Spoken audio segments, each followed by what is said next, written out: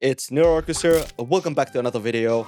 If you're old like me, you remember the absolute chaos of Capture the Flag in games like Quake or Halo, the feeling of making mad dash across the map, the entire enemy team chasing you down as you dive into your base to score.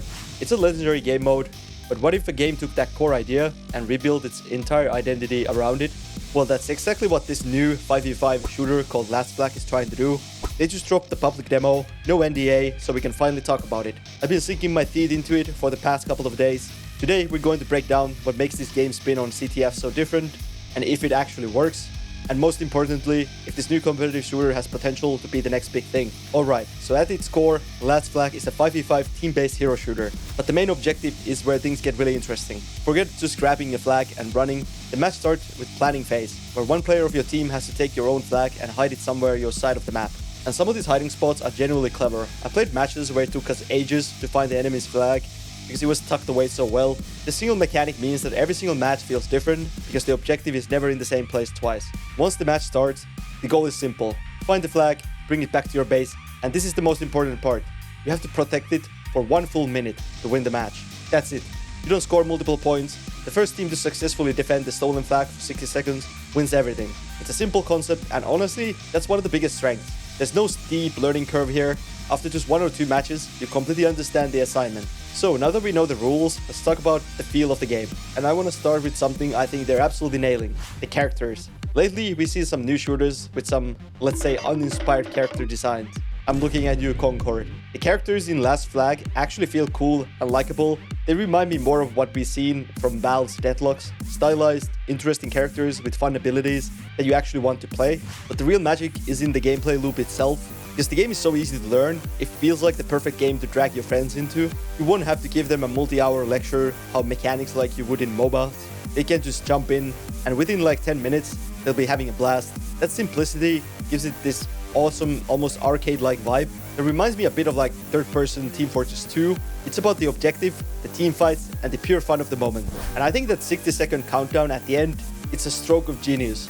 It creates some of the most intense and exciting endgame moments I've had in a shooter in a long time. It's not just a race to score, it's a desperate, all-out defense. When you see that timer pop up and you know the entire enemy team is about to crash down on your position, your heart really starts pounding. It creates so much potential for like clutch plays and heroic comebacks.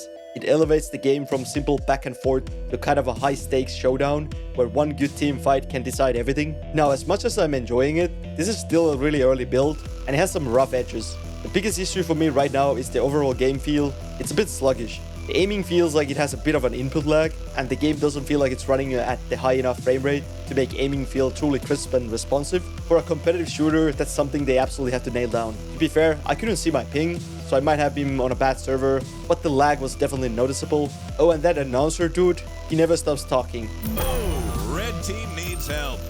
Folks, when you need help, call the Fakenut temp agency. I know you can mute him, but he does give some valuable info sometimes. He just needs to be toned down from a constant companion to like occasional informant, I think. My only other concern is the long term. The core loop is fun, but it could get repetitive without more variety. The healing towers and the minions on the map are a good start, but I hope they plan adding like more map-specific mechanics. After being pretty burned out on the team-based shooters recently, I was surprised by how much fun I've had with the Last Flag.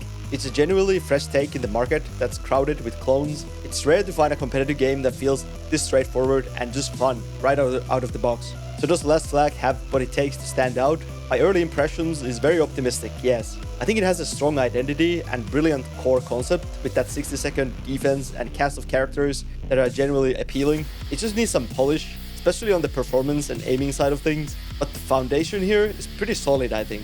I definitely recommend keeping up with the game and see if you can grab a couple of friends for the next playtest and check it out. But yeah, that's pretty much my take on Last Flag right now. Now I want to hear from you. Have you had a chance to play the Last Flag demo? If so, what are the thoughts? And if not, does this look like a game you would be interested in trying? Let me know down in the comments below. And of course, if you enjoyed this kind of a first impressions video, be sure to hit the like button, subscribe for more. Thanks for watching. I hope to see you in the next one. Bye bye.